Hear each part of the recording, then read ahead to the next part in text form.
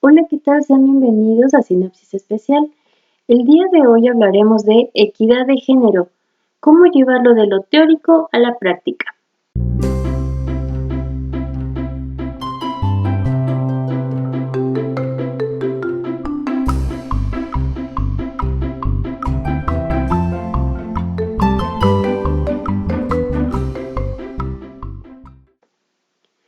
Iniciemos con lo básico y para eso necesitamos conocer un poco más de definiciones. Por lo tanto, vamos a empezar con los conceptos básicos. Hablemos sobre qué significa sexo. Bueno, pues nos referimos a la condición orgánica, lo que implica ser masculino o femenino, simplemente nuestra parte fisiológica y biológica que tenemos como seres humanos. Por otra parte, tenemos el concepto de género, que significa el grupo al que se pertenece desde un punto de vista sociocultural. Más adelante veremos cómo existen diferentes géneros, pero que es algo que nosotros hemos podido ir modificando a través de la historia.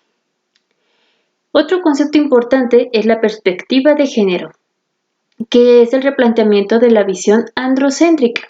Esto quiere decir cuando dejamos de fijarnos solamente en el poder del hombre. Y por último, y el término que más nos interesa, es equidad de género, el justo tratamiento de hombres y mujeres.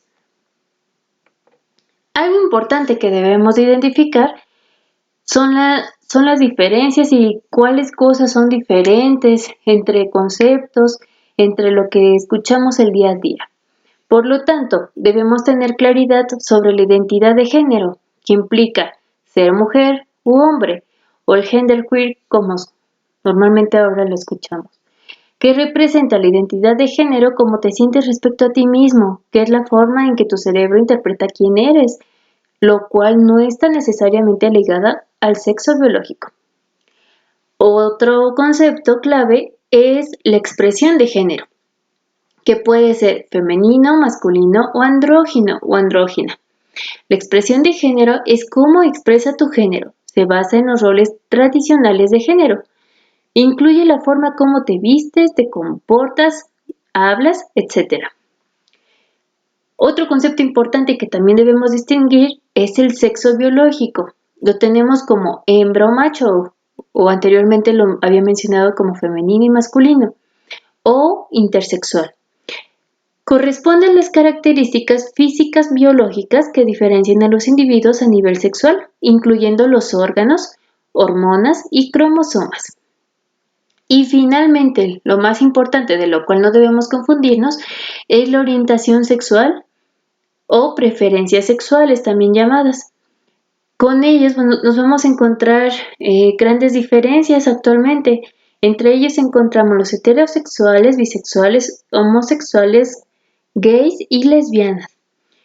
Esto nos refiere a la atracción afectiva, erótico, sexual hacia las personas del género opuesto, en lo que refiere a lo heterosexual, ambos géneros cuando se trata de bisexual, y del mismo género cuando se trata de homosexual, gay o lesbiana.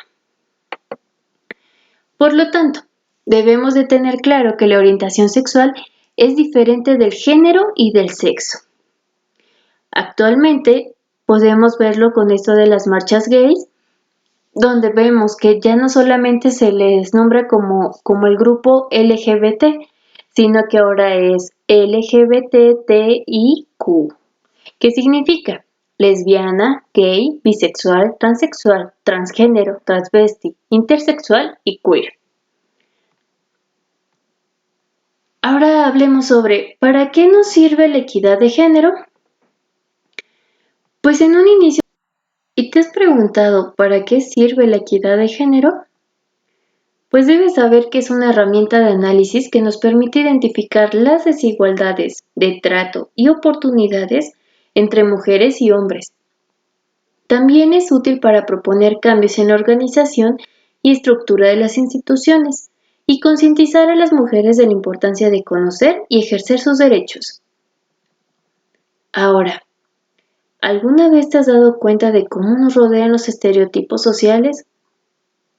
Pues déjame contarte que debemos entender primero a qué nos referimos con estereotipos de género, pues son creencias socialmente construidas entre hombres y mujeres. Dichas construcciones se elaboran y se refuerzan mediante refranes, canciones, cuentos, los medios de comunicación, la religión, la cultura, las costumbres, la educación y muchos más. Y si te llegas a preguntar dónde aprendo semejante cosa, pues empezamos desde el núcleo familiar en casa. También se refuerza en las escuelas, en las religiones y en los medios de comunicación. Para darte un ejemplo sobre los estereotipos que implican nuestros géneros, hay una imagen alusiva que verás en pantalla, donde el hombre puede estar pensando en computadora, tecnología, videojuegos, comida, ejercicio, bebida, carros, fútbol, el que es el genio de la empresa. Mientras que a la mujer le importa ir de compras, los regalos, el matrimonio, la crianza de hijos, las flores, las tarjetas, los celulares, las zapatillas, la moda, su peso, siempre su cuidado físico. Ahora, debemos de ser conscientes de qué es lo que implican los estereotipos de género y cómo podemos o qué estamos haciendo para erradicar esta parte de la discriminación que existe por parte de los géneros. Por ello, vamos a encontrar los principales instrumentos internacionales, iniciando por la Convención sobre la Eliminación de todas las formas de discriminación contra la mujer, CEDAW, por sus siglas en inglés, y la Convención Interamericana para prevenir, sancionar y erradicar la violencia contra la mujer, más conocida como Convención de Belém do Pará. Y a nivel nacional, ¿te has preguntado qué es lo que se está haciendo? Pues en México contamos con la Constitución Política de los Estados Unidos Mexicanos, así como la Ley General de Acceso de las Mujeres a una Vida Libre de Violencia, la Ley General de Igualdad entre Mujeres y Hombres y la Ley Federal para prevenir y eliminar la discriminación. Como podrás darte cuenta, existe una norma jurídica y por lo tanto también debemos de hablar sobre la equidad de género y los derechos humanos. Cuando nos referimos a eso, entramos en materia de que necesitamos promover acciones para fomentar una vida sin violencia ni discriminación, así como una auténtica cultura de igualdad, lo cual, años anteriores, fue parte de los objetivos fundamentales del Plan Nacional de Desarrollo 2013-2018. Con lo cual se incorporó la perspectiva de género de manera transversal en cada uno de los ejes que lo integraron. Como podrás ver en la línea que va desglosado, empezamos con una vida sin violencia ni discriminación, el Plan Nacional de Desarrollo 2013-2018, el Programa de Certificación sobre Equidad de Género y el Modelo de Equidad de Género. Ahora, permíteme contarte de qué se trata el MEG. Es un modelo de equidad de género que forma parte del Programa de Certificación sobre Equidad de Género del Instituto Nacional de las Mujeres, cuyo objetivo es desarrollar, fomentar e impulsar la equidad de género en las organizaciones. Se busca institucionalizar las políticas de equidad de género y propiciar la igualdad de oportunidades entre hombres y mujeres en el acceso al empleo, condiciones de trabajo, así como desarrollo profesional, capacitación y participación en los procesos de toma de decisiones.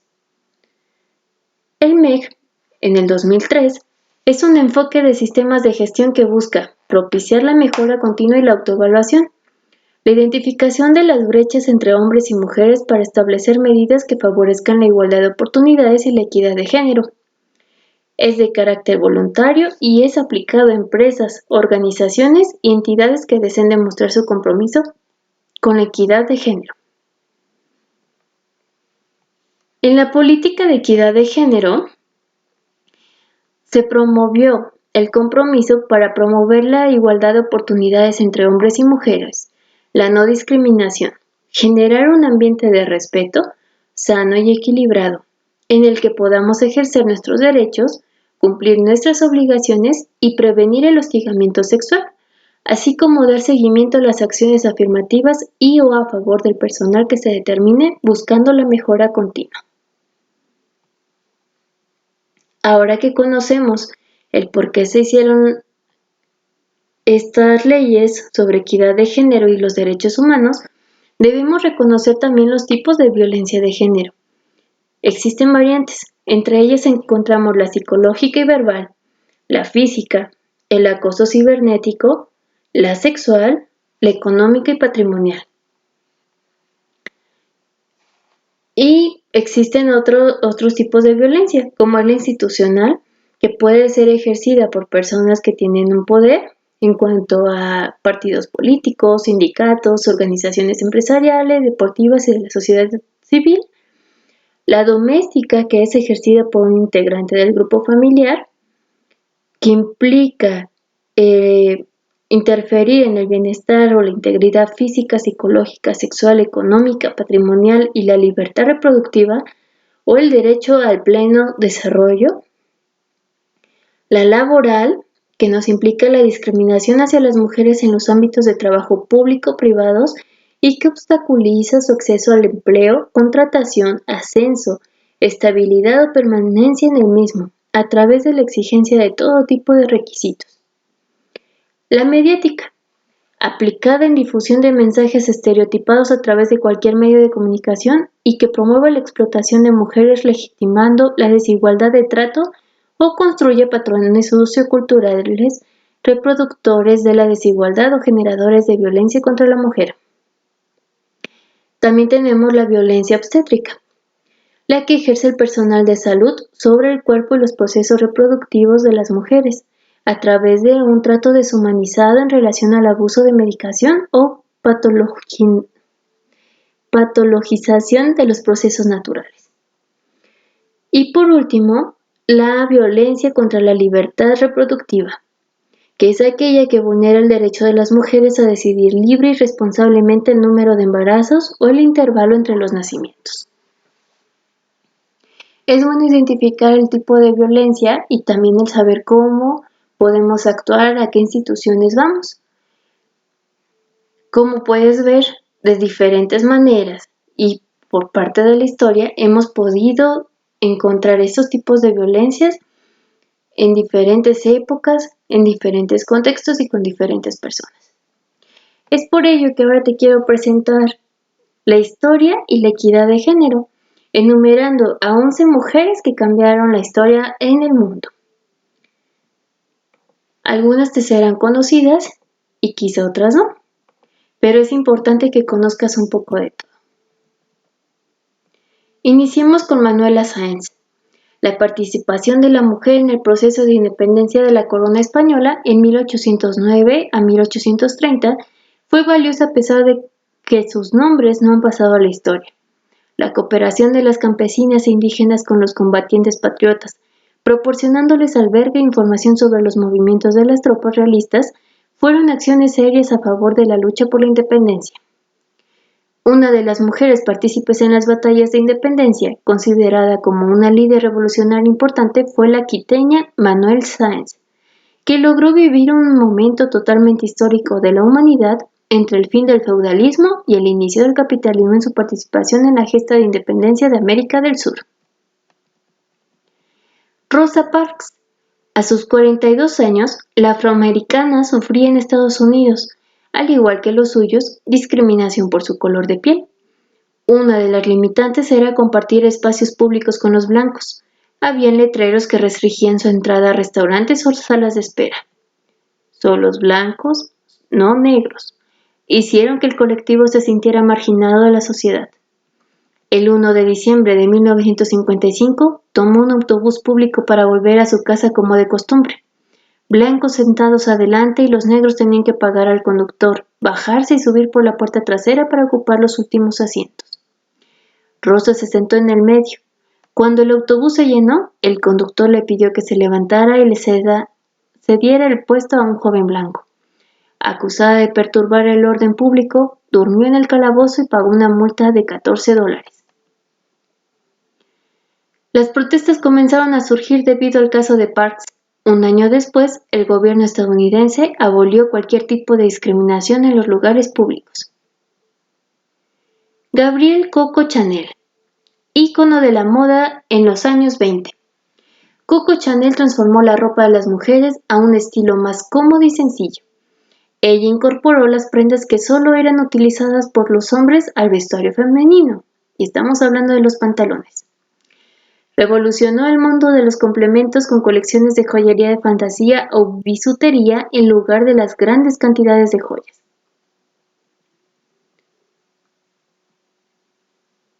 Marie Curie fue la primera mujer en recibir el premio Nobel en dos categorías diferentes, física en 1903 y química en 1910.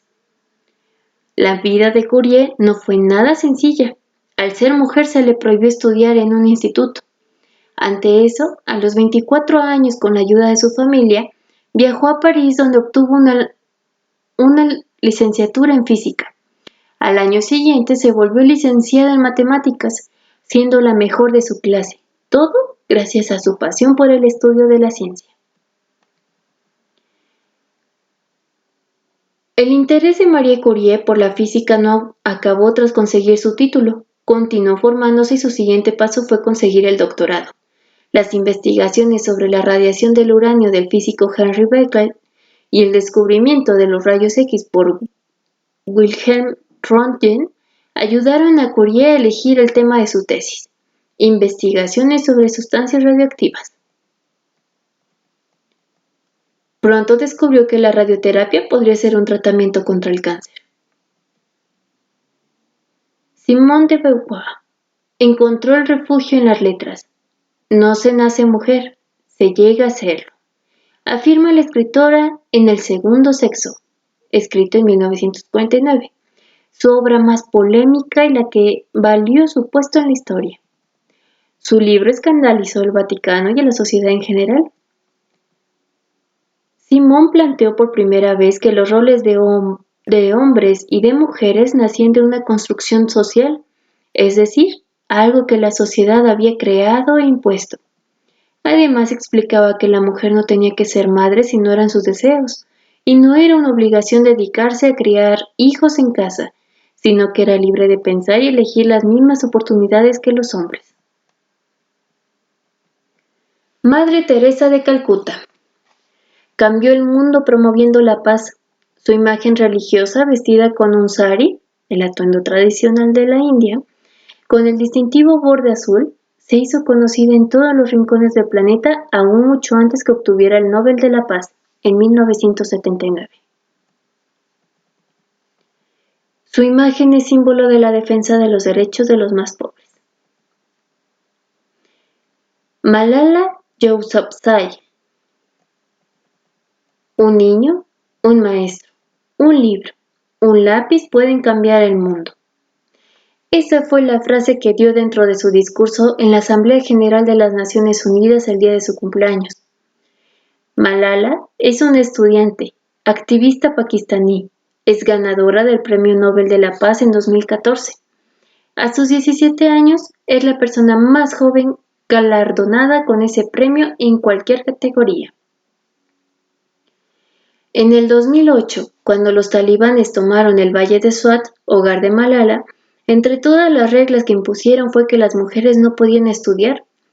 Malala, que amaba estudiar, tenía que ir en muchas ocasiones escondidas a la escuela, acción que casi le cuesta la vida cuando a los 14 años un grupo de talibanes atacaron el bus en donde viajaba con sus amigas.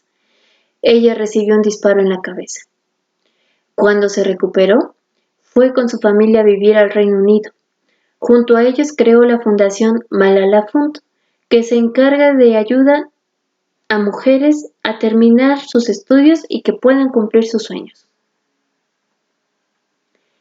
Katherine Johnson se graduó a la temprana edad de 14 años y con 15 años continuó sin estudios superiores en la Universidad de West Virginia State College, donde consiguió sus grados en matemáticas y francés a la edad de 18 años. Fue una de las mujeres más importantes dentro del trabajo de la NASA durante la época de segregación en Estados Unidos. Ella trabajaba en el área de cálculos, un lugar donde todo se hacía en secreto y las mujeres no comentaban nada al respecto, pero eso no fue impedimento. Ella preguntaba ante cada cosa nueva, y en cierto tiempo se involucró tanto que empezó a asistir a las reuniones privadas de la NASA. Fue la encargada de realizar los cálculos del proyecto Mercury y ayudó a verificar la trayectoria parabólica del vuelo espacial de Alan Shepard, el primer estadounidense que viajó al espacio a bordo del Mercury Redstone 3 en 1961. Se encargó de verificar las cuentas de la computadora que llevarían a John Glenn en su vuelo orbital alrededor de la Tierra en la nave Friendship 7 y además ayudó a calcular la trayectoria del Apolo 11. Miep Jess, la mujer que se encargó de cuidar a la familia de Ana Frank en Ámsterdam durante la Segunda Guerra Mundial, fue además quien encontró el diario de Ana Frank y lo escondió hasta su publicación. Ella junto a su esposo se encargaron de contrabandear alimentos y provisiones con el propósito de ayudar a los judíos durante la ocupación nazi. Miep trabajaba para Otto Frank y durante la guerra ayudó a esta familia a esconderse en una habitación secreta detrás de un estante.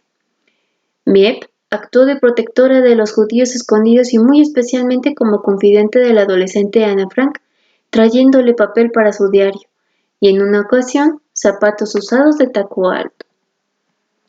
Ella mantuvo a la familia en secreto hasta 1944, cuando alguien delató que Miep tenía escondidos a varios judíos en un Ártico. Trató de negociar en las oficinas de la Gestapo para que liberaran a los prisioneros, pero ya era demasiado tarde. Los 8 judíos fueron transportados a campos de concentración. Durante el resto de su vida se dedicó a mantener vivo el legado de Ana Frank. Margaret Thatcher, la Dama de Hierro, fue la primera mujer en llevar el puesto de primer ministro del Reino Unido en 1979. Se introdujo a la política al convertirse en candidata del Partido Conservador en 1950 y 1951. En 1959 fue elegida miembro del Parlamento inglés por el Partido Conservador en las elecciones generales de ese año. En las elecciones de 1970 fue nombrada ministra de Educación y Ciencia. En 1975 se convirtió en líder del Partido Conservador, convirtiéndose en la primera mujer en liderar un partido político y fuerte opositora del Partido Laborista. En 1979 fue la primera mujer en Downing Street y obtuvo la reelección en 1983. Diana Spencer, proclamada por los británicos como la princesa del pueblo, Diana Spencer marcó un hito en la historia de las monarquías europeas. Fue una mujer fuerte e imponente y hasta la actualidad es referente de empoderamiento femenino por sus acciones en un mundo lleno de protocolos. Diana se convirtió en figura pública cuando se dio a conocer su relación con el príncipe Carlos de Inglaterra, con el que tuvo 2 hijos, William y Harry. Lady Di, como es conocida, causó polémica en la Casa Real de Windsor, para mostrarse abiertamente como madre frente a las cámaras o divirtiéndose en un parque. También rompió los códigos de etiqueta que la realeza británica. Mostrando su propio estilo de la moda en eventos oficiales, se introdujo de forma emocional en su rol. Como princesa cuando tocaba a los enfermos de SIDA, nunca se mantuvo en silencio frente a las infidelidades de su esposo con Camilla Parker. El acto más significativo que tuvo Diana fue su lucha frente a ministros británicos, al gobierno de Estados Unidos y a la OTAN, por su campaña para erradicar las minas antipersonales. Cuando Diana murió en un accidente de auto en París, provocó la furia del pueblo británico ante la poca empatía ante la situación. Fue uno de los momentos más duros y peligrosos de la monarquía inglesa. El Día Internacional de la Mujer echó raíces a mediados del siglo XIX, cuando el día a día de las mujeres occidentales estaba limitado. No tenían derecho a votar, manejar su propio dinero o educación. Incluso la calidad de vida femenina estaba por debajo de la de los hombres, debido a partos y violencia doméstica. Puedes observar que si bien el Día Internacional de la Mujer se da a partir de mediados del siglo XIX, es hasta el 2020 que en México empezamos a celebrar el Día Nacional de la Mujer con Discapacidad como parte de dar un realce y dar voz a esta parte de grupo vulnerable que encontramos. Después de toda esta información, te has de preguntar, ¿y ahora cómo contribuir a la equidad de género desde casa? ¿Cómo empezar desde mi persona? Pues aquí te tenemos unas sugerencias. Por una vida más igualitaria, cómo promover la igualdad y equidad de género en el día a día. Divide las tareas domésticas y el cuidado de los hijos. Las tareas domésticas y el cuidado de los niños son responsabilidad de todos los adultos de la casa. La sobrecarga de los cuidados del hogar y los niños en gran parte del mundo todavía se deposita en las mujeres. Quédate atento a los signos de violencia doméstica. Busca ayuda y ofrece apoyo en caso de que sepas de alguna amiga o conocida que esté sufriendo una relación abusiva o violencia doméstica. Este tipo de violencia no se limita a agresiones físicas. Ya lo mencionábamos, también pueden ser ataques verbales, como son insultos, amenazas, o psicológicos, como es un comportamiento controlador, intimidante y manipulador, que también afectan a las mujeres y suelen aparecer de forma combinada.